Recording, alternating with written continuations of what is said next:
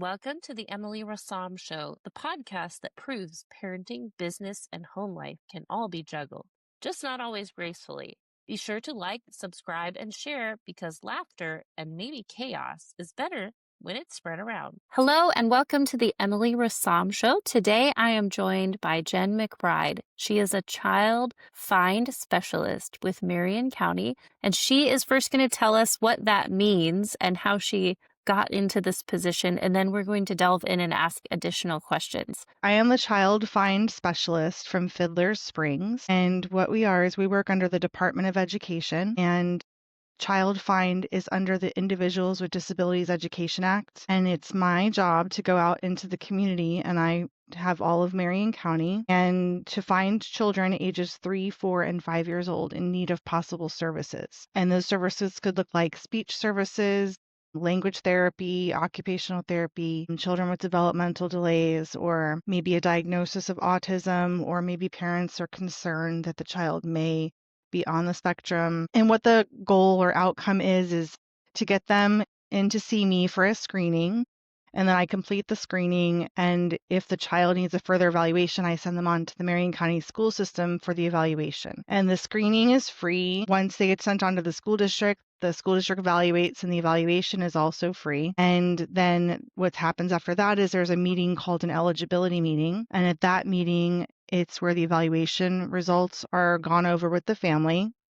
And then they let them know if they meet eligibility for a program in the school district. And of course, if the child meets eligibility, they write what's called an individualized education plan, or IEP. And then the children gets the services provided by the school system. That is wonderful. So for those of us who don't know a lot about what you do, what are some things that you would look out for if you were a parent before we would contact you? So right now, things that you want to look out for is, of course, we also take referrals from pediatricians. So when they go for their well checkups as they're going along, usually pediatricians here in Marion County, they follow the American Academy of Pediatrics, and they give the parents something called an ASQ. And that's those questions they ask you when you go for the 3-year-old well check or the 4-year-old. And it's usually some questions that you fill out in the lobby that asks you things like, does your child speak in, short phrases? Are they, drawing?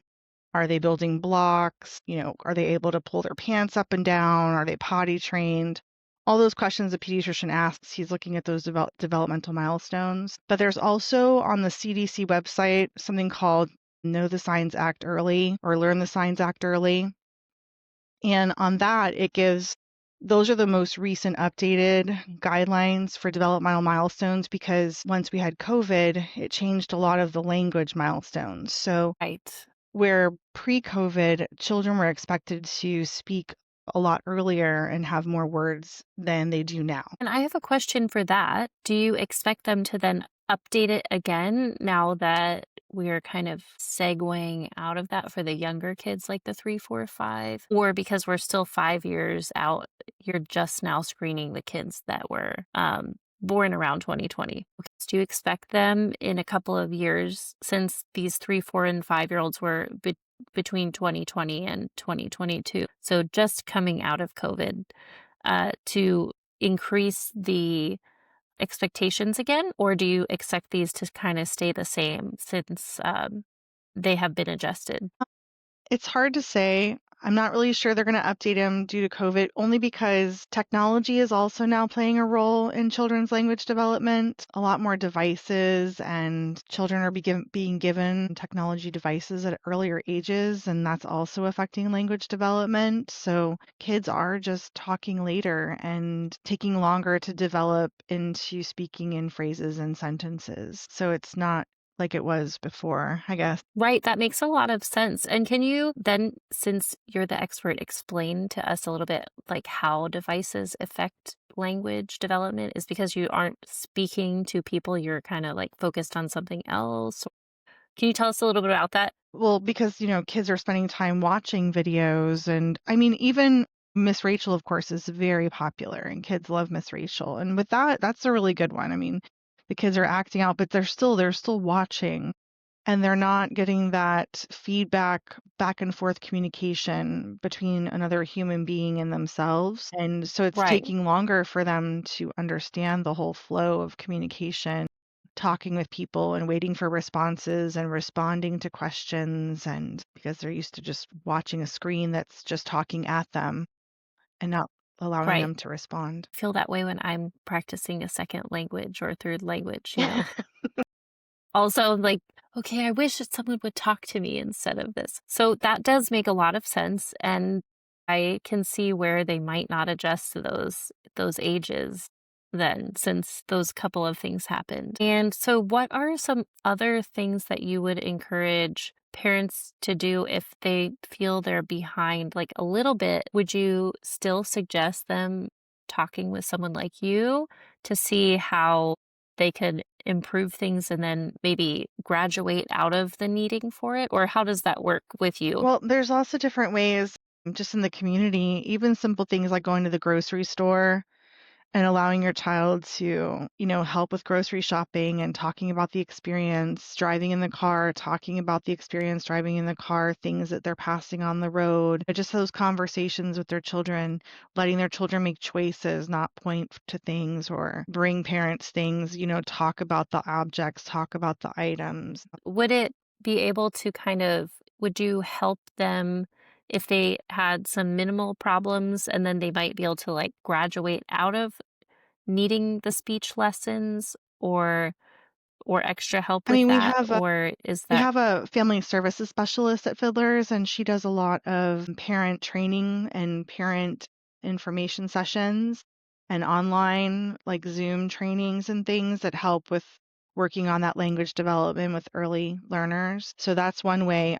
Myself, I mean, if a parent is concerned and they bring them in and I do the screening and maybe they're not ready to send them on, then I would definitely set them up with, some community activities or ideas in the community of what they can do to help their child progress in language. right, right.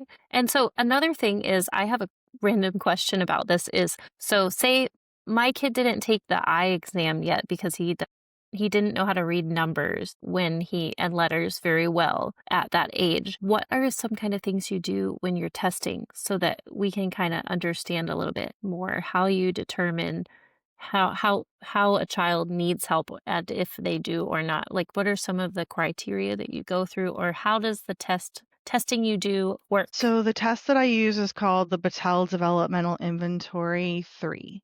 It's the third edition. I've been giving the test for 25 years. I've been giving it since it was the BDI 1 and then the BDI 2. It's just a basic developmental assessment. It looks at the areas of adaptive skills, which is your self-care, personal social, which is how we interact with adults and other children, communication, which looks at language, which is how, receptive and expressive, and then also looks at speech sounds. And then motor skills, it looks at fine motor and gross motor, and then it looks at cognitive development.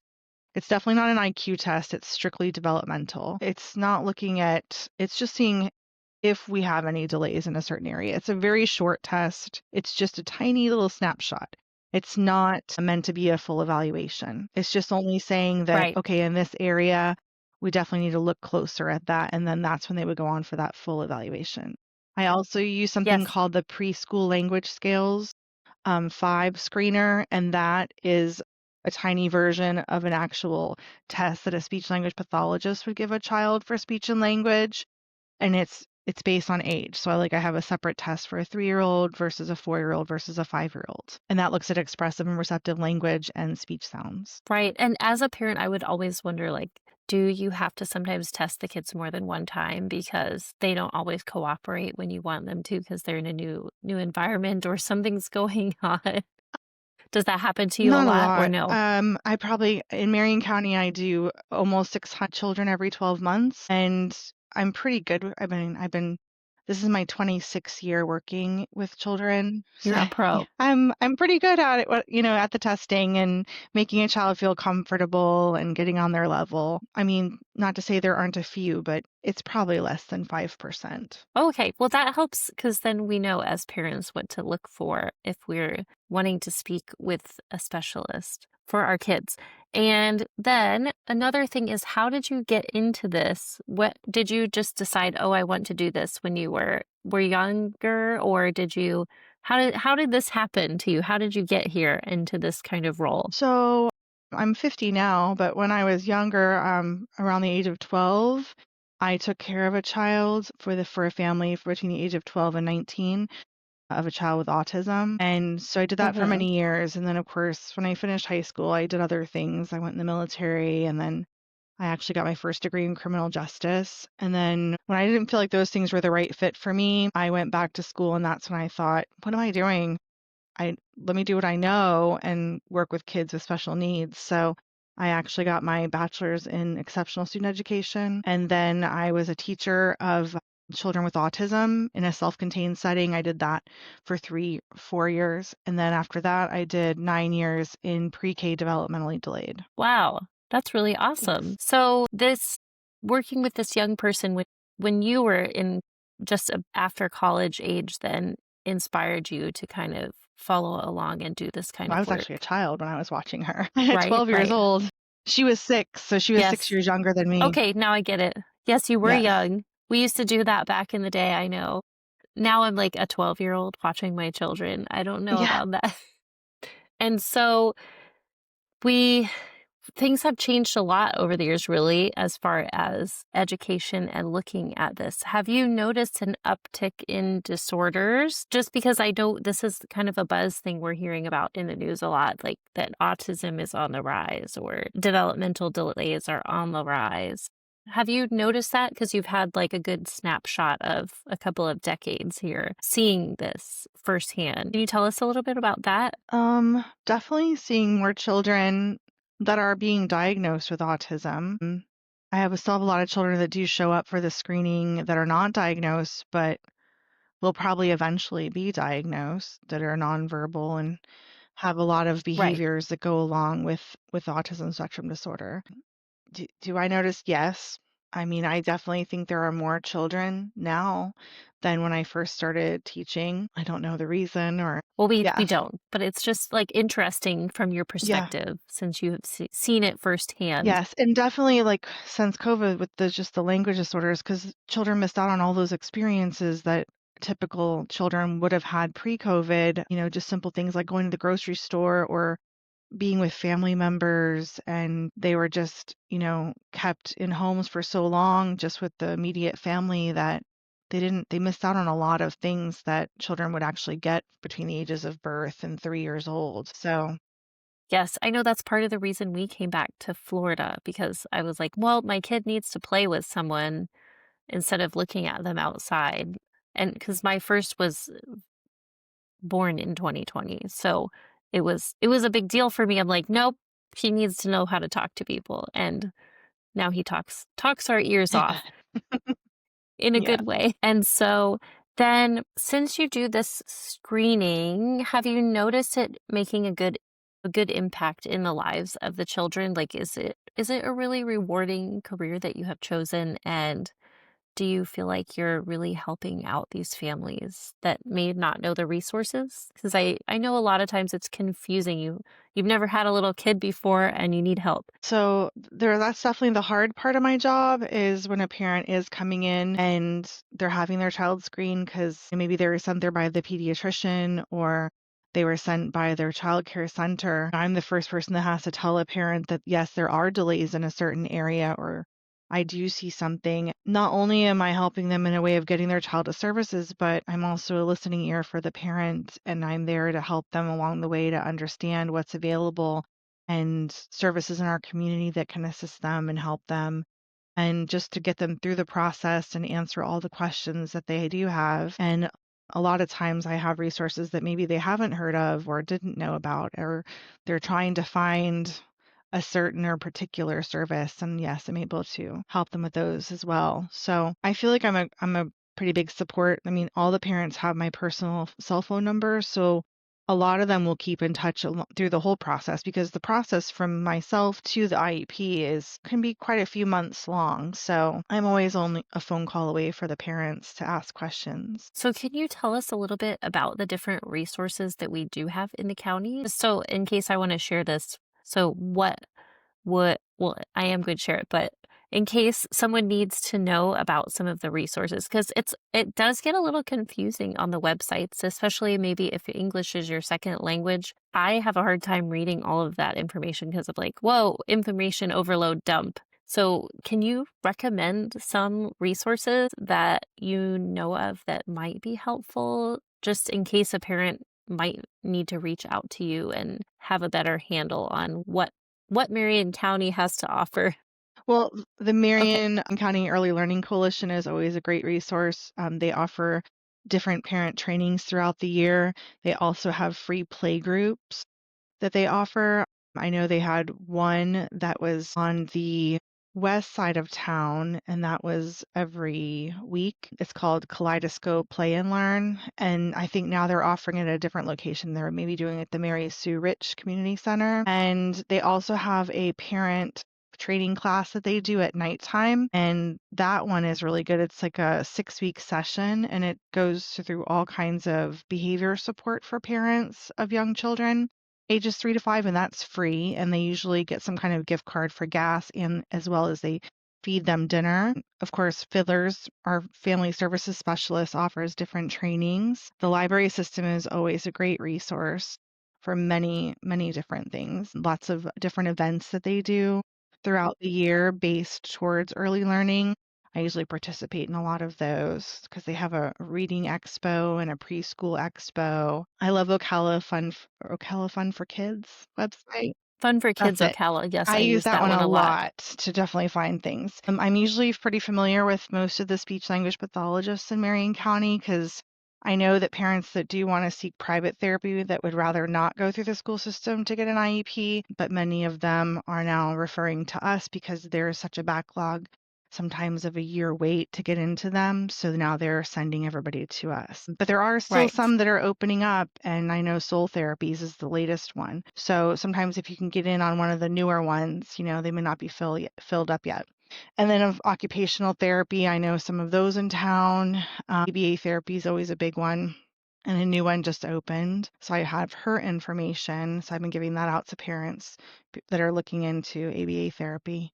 Trying to think what else. And I just try to get It's involved in all okay. the community events. Like this Saturday, I'm doing an event at Revo Church. It's called For the City, and it's with the Convoy of Hope. So I'll be set up there with a table, and it's going to be a huge Okay. event there. Okay, so that's great. So some of the parents can find you around town at varying Right. events. I know that you were at the kids trick or treat, and I'm gonna leave the names out because I try to be secret about those kind of things. And so I guess I understand the resources, but can you explain to us like what as parents should we be really doing to help our kids along with developing their language skills and their interpersonal skills and intrapersonal skills? Because I see that's kind of what you really specialize in is the language and the skills that you need to communicate as a person. So can you tell us a little bit about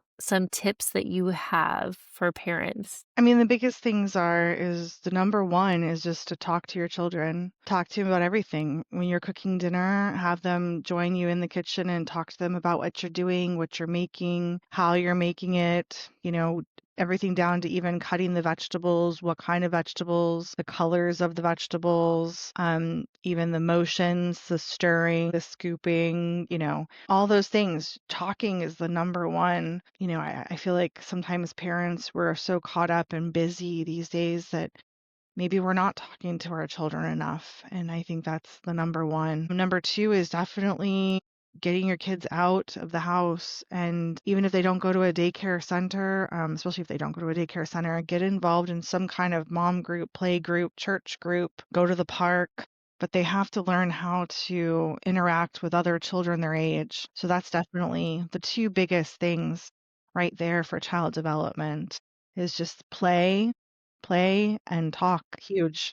That Yes, makes all the difference, really, all the difference. that is so true. And there are a lot of resources for that, definitely, as so you've mentioned some of them in our community. And I know I even look at different communities when we go out of town for little kid events sometimes, like the free library events or whatever, because it's just something you can do. It doesn't have to be expensive. And really, sometimes I find as a parent, it's hard to kind of like talk out what you're thinking about and doing because you feel a little bit ridiculous once in a while. But then I go back and think, oh, well, if we point to the zucchini and talk about what color it is, then maybe they'll get it better than a book when they're 2 years old or whatever, because it's more exciting to pick up a Yeah, and zucchini. exactly. And involving all those senses, the touching, the smelling, the tasting, everything all at once. I mean, and it's multisensory learning. So that also makes a big difference. Right. And also, do you have any tips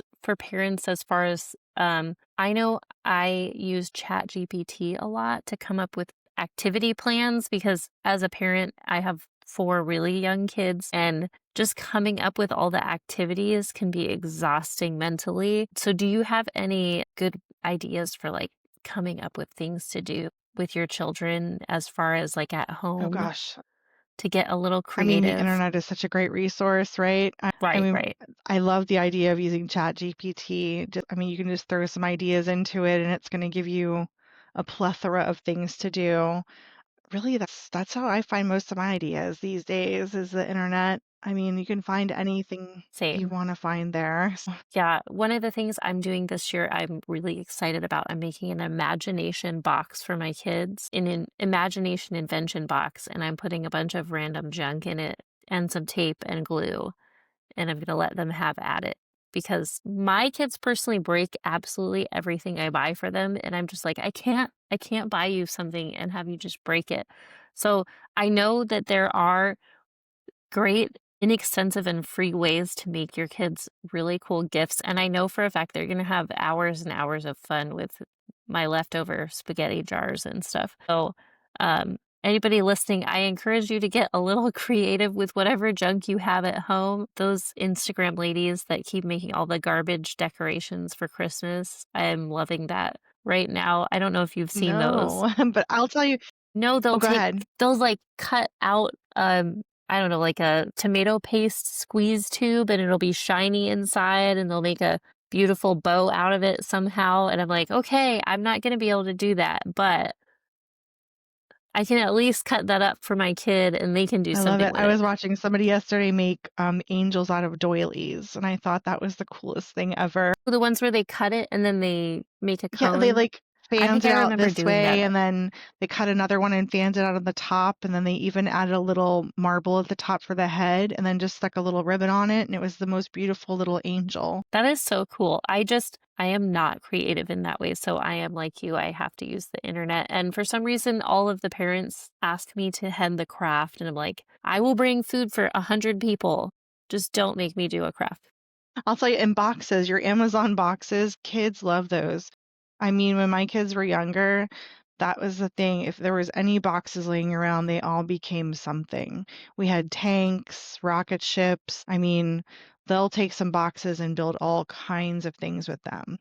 And Right. And now the weather is good. So I send them outside to craft because I'm like, I am not wiping glue off of every surface in my yeah, house.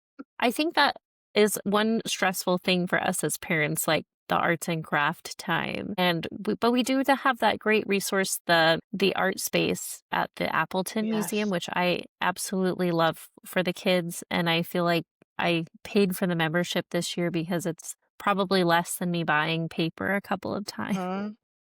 and some pencils and Crayola crayons. So that is one nice resource in our community that I love, and it is free once a month too. And I used to do the free ones, but now I signed up for that because it was worth the mental clarity and not having to clean up glue everywhere. For some reason, they're more behaved when you're out than when you're at home, Right. Well, right? we hope. Also, Most of there's the time. another community play group at Fordham Early Learning Academy. I don't know if you know about this one, but the I public school don't. system has Fordham Early Learning, and they have something called Stepping Stones there. And I know parents sign up for it, and it's in a maybe a 6-week session, and they do free crafts and a snack and story time, and it doesn't, cost anything, and it's from birth all the way up to 5. That's really wonderful. I love that.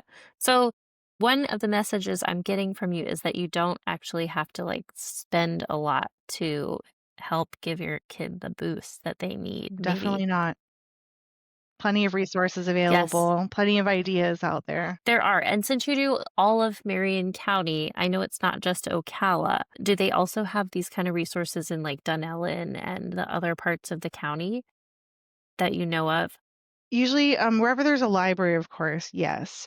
But I will say that the Right, areas that are hardest to find resources are that Umatilla area. There's not a lot out that right. way. And then, of course, the forest area. Those are always the hardest two areas where you really have to bring in the resources. Although the Forest Community Center does really get involved in the community out there, so they have a lot of great resources. Was gonna say they're really awesome, and my daughter has been going there every once in a while for events too, and she is really liking it. And their community center is It quite is. nice. It is, and so one thing I'm just chomping at the bit, hoping they will put a library out near us in the shores because there is no library Well, near. that would be nice. It would be nice if they built one like the Mary Sue Rich Community Center out there. That would be fantastic. That would, because, I mean, they have a community center here actually, and it's right next to the middle school that they'll be putting in soon, but I don't know when that's gonna And they do happen, have but a I mini feel like library in there when you first, they do. but it's very I small. heard that, but I was wondering because I know, like, this section, they don't get that high of scoring test scores as far as, like, the public schools in the area. So I'm like, "We need more resources out here for the kids." I would love to see that, and hopefully I can figure out who I need to talk to about For that sure. to bug them. I know it's not quite on the radar yet because they need sidewalks all over the place That's a definite since we're growing, yes. you know. And so how did you end up in Ocala doing this? That's another question I would love to ask. Well, What I've brought lived you? here since I was 10. So, I mean, I've moved away a few Okay. times, but I always end up back here. Yes, and it's a nice area. It's growing on me. Yeah, I mean, I love it. I actually started out in Bellevue, and then I've been living in Ocala, and I actually just moved back to Bellevue. That's really nice. It's nice to have those kind of resources around Mhm. For sure. just the family. And so, in addition to that, are there any big, like, red flags that you would suggest for parents to watch out for in their kids when they're younger before their screening age, as far as anything that would indicate that maybe they need to look into this more? I know it's a little tough because most kids don't really start talking too much till they turn 2. I mean, if the parents are very concerned from birth to 3, there is another program called Early Steps out of UF, and that's like the pre-child find. So Early Steps is birth to 3, and then I'm 3 to 5. And we're the same Okay. program. We're basically the goal is to get children early intervention services to get them into the school system if needed at the age of 3. So if be the birth to 3, then Is there anything that you would look out for with the children, like, specifically that something would tell you right away, like, "Oh, I need to look into this more." I mean, if a child doesn't have any words or they're only using, say, 20 or less words at the age of 3, then that would Right. definitely be a red flag. So Okay. that's a big one. Then just, anything that parents concerned about unusual behaviors, or maybe they're 5 and, potty trained yet, or they're not communicating like they should by that age. Those are the kind of things that we're looking at. Social skills that are interfering with relationships for the child, where they're not able to have friendships or they're not able to play along with other children in groups by the time, 3, 4. And that's when they start going from the parallel play over into the more, I forget what it is, group play. Around 4 years old. So Okay. if they're 4 years old and they're not, still not wanting to interact with other children, then that's definitely a time they don't want to have a child screen. Right. And I know this can be something that's really, really scary as a parent, that something is not quite right with your child, but there is hope and that you can do things to make the situation better. Do you have kind of like a message of hope for any parent that might be going through this? For sure. Yeah. from your experience? Yes. So, I mean, really, the most important thing is the early intervention is the key. So, getting the child services at the age of 3, that's giving them possibly up to 3 years before they start kindergarten of pretty intense services that are going to help them develop those skills that might need a little bit of extra push rather than waiting. Because, if we wait till kindergarten and our child still isn't talking, we're going to be delaying a lot of learning and we're going to be delaying those reading skills. Don't be scared. That's what I want to tell parents. And even if, they want to just come in for a screening because they do have concerns or questions, it doesn't have to go beyond me either. I mean, I can do the screening, we can discuss the results, and if they're not comfortable going on for an evaluation, that's 100% okay. They never have to feel like, oh, we have to do this.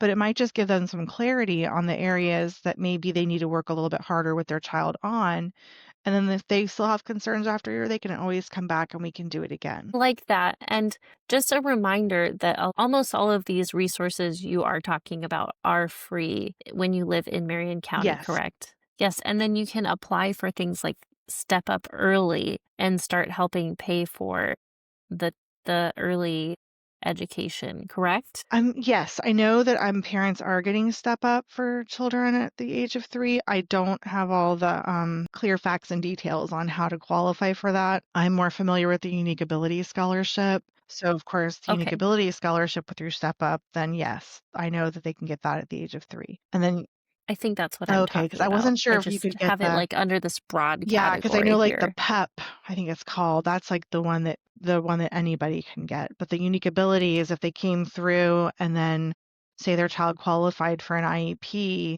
they could use that IEP to qualify and apply for unique abilities. Now it would take away, so if they came through me and they say they ended up with an IEP for speech or language, they would have to choose though. You could either choose the school services or you can apply for the Unique Ability Scholarship and use the money on their own, but you can't have both. So it's like an Okay. either or. Right. Right. And so the IEP, can you give us what that acronym means just to be Individualized Education clarified? Plan. Okay. And this one, I think that you're saying it's the one you can use at a school and they have someone helping them with speech or whatever delay they need assistance with while they are at school. And then the other one would be you can go to school and then you use this scholarship to pay for So the scholarship, additional that's services. yeah, that's it's for like private school or therapy, or they could, pay for an early learning center. Okay.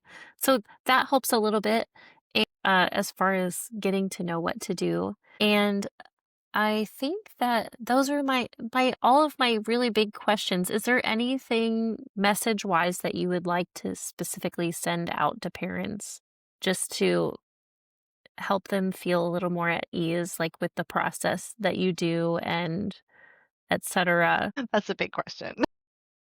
I know. I mean, is there anything that like really I'm gonna edit what I'm saying here, but like any nagging thing that you just like really want to tell parents, like Like, reading? I mean, yeah, reading to your child. Yeah, I can say that. And can I also Yeah, throw in and my website, like the Fiddler's website? yes, I'm gonna Okay. put it in the description Okay, too great. for Because you. they can that way they reach out to me. And whatever contact info you would like to include, just because it's a great resource. And I mean, I know several kids that are in class with or have been in class with my son that have really benefited from the extra practice and help. So that's why I was excited to talk with you because it really has made a big difference in their lives. And I know my mom said one of my brothers didn't know their alphabet till they were 6. Yeah. Yeah.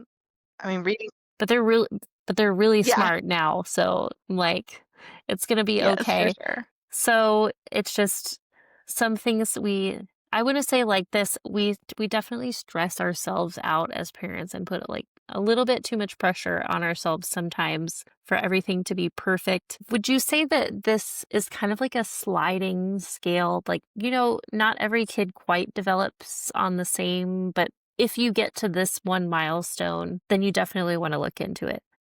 Because, they all get potty trained in, between 1.5 and 3 My kid was usually, like I my wanna son was say. like 3 years, 2 weeks, and then finally I started. I was like, but yes. They're It not is a all ready at the shock same these time. days because my friends' kids are potty training their kids like 9 months old. I'm like, what are you doing? They don't even know. They don't even have the feeling yet to be able to hold their urine. Like, why are we doing this? That is interesting too, because I was like, "Oh, I wanna try that. That would be so nice to not have to use diapers."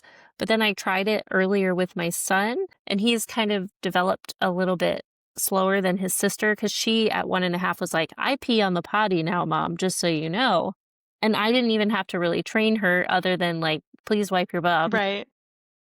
But then my son, he likes just to he could go every 5 minutes peeing all over the house in little puddles and laughing about it. So it's, like, just totally different depending on the Yes. Oh, kid, I have two what boys I and wanna say. they wouldn't have been potty trained. They were not potty trained by me. Both of them were potty trained by their daycare. Their daycare was basically like, send in some underwear and plastic pants for me, please, because they were surprised that I didn't potty train them yet.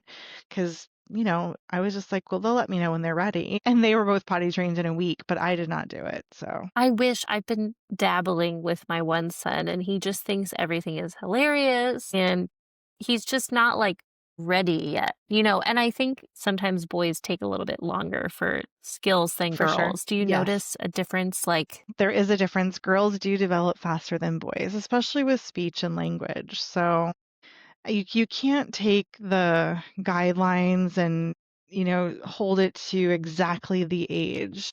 I mean, what I'm looking Right, for is significant delays. I'm not looking for somebody that's, maybe off by 6 months. We're looking more at like a year to, or more, year and a half delay right. in those skills. Definitely don't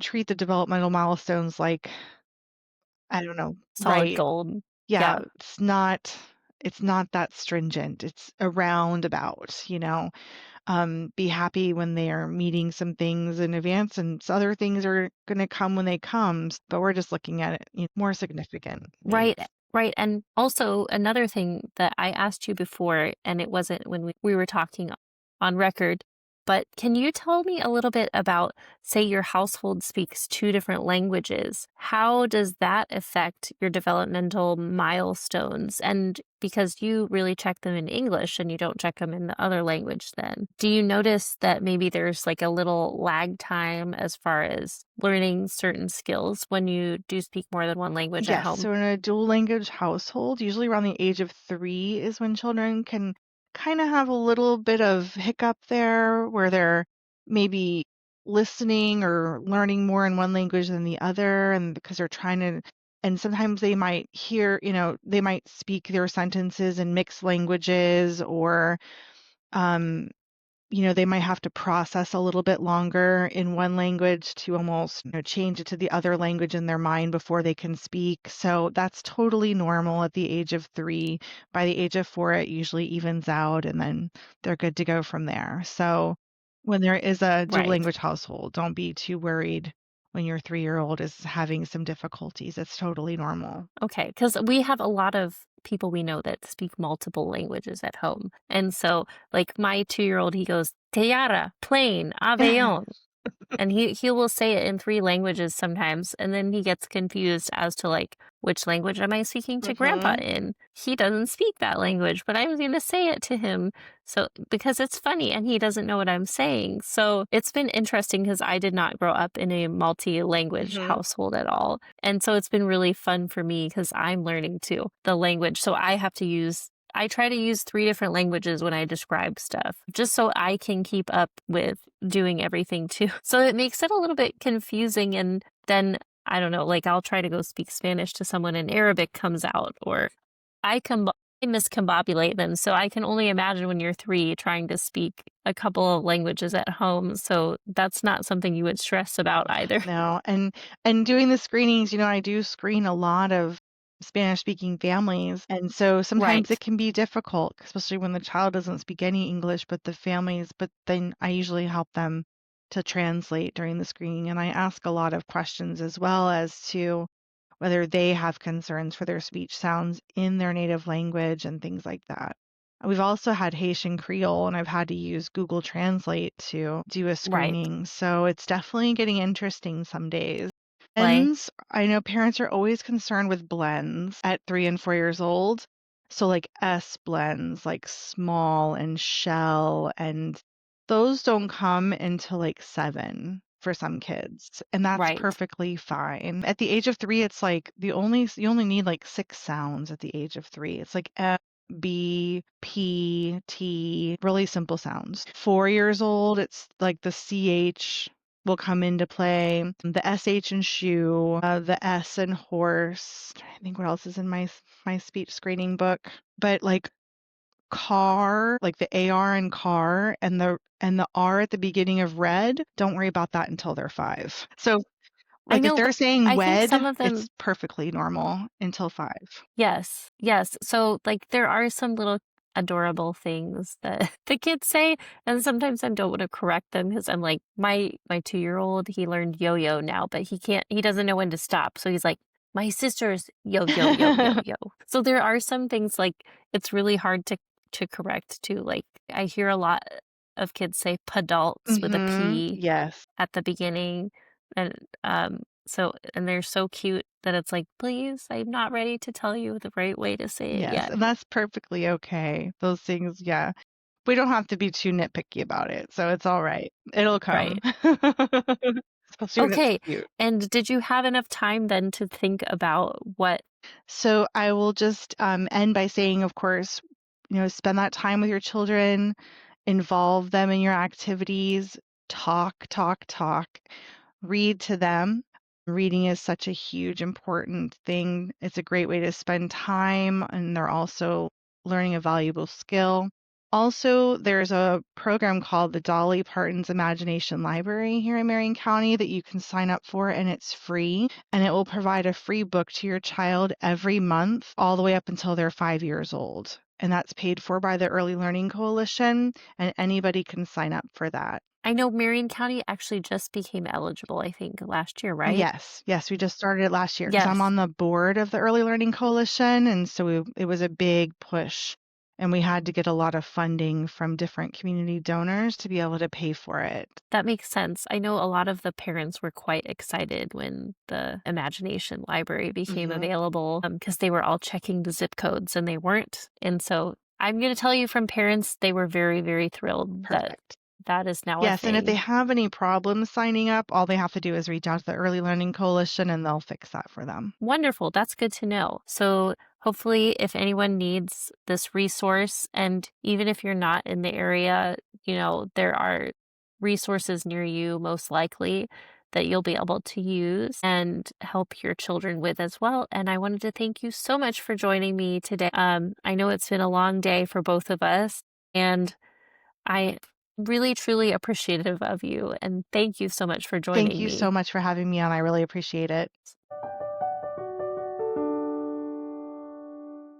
Thanks for joining me today on the Emily Rassam Show. If you laughed, learned something, or at least didn't roll your eyes too hard, go ahead and like, subscribe, and share. Until next time, keep the coffee strong, your kids alive, and the dreams big.